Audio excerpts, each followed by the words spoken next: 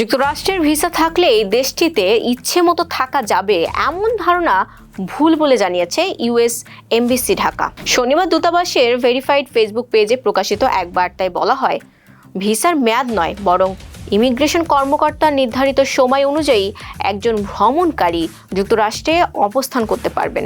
দূতাবাস জানায়, অনেকেই মনে করেন ভিজিটর ভিসার মেয়াদ যতদিন থাকে ততদিন যুক্তরাষ্ট্রে থাকা বৈধ। তবে বাস্তবে যুক্তরাষ্ট্রে প্রবেশের সময় ইমিগ্রেশন কর্মকর্তা ভ্রমণকারীর অনুমোদিত থাকার সময় নির্ধারণ করে দেন। ওই সময়সীমা ভিসার মেয়াদের সঙ্গে সরাসরি সম্পর্কিত নয়। দূতাবাস আরও জানায়, যুক্তরাষ্ট্রে অবস্থানের নির্ধারিত সময় উল্লেখ থাকে ফর্ম I-94-এ।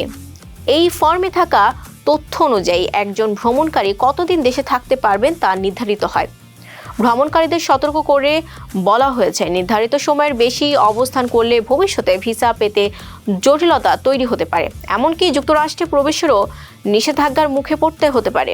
এ কারণে যুক্তরাষ্ট্রে পৌঁছানোর পর অনলাইনে I-94 ফর্ম যাচাই করে নিজের থাকার অনুমোদিত সময় সম্পর্কে নিশ্চিত হওয়ার পরামর্শ দিয়েছে দূতাবাস। বিশ্লেষকদের মতে, এই নিয়ম সম্পর্কে পরিষ্কার ধারণা না থাকলে ভবিষ্যতে বড় ধরনের আইনি জটিলতায় পড়ার ঝুঁকি থাকে।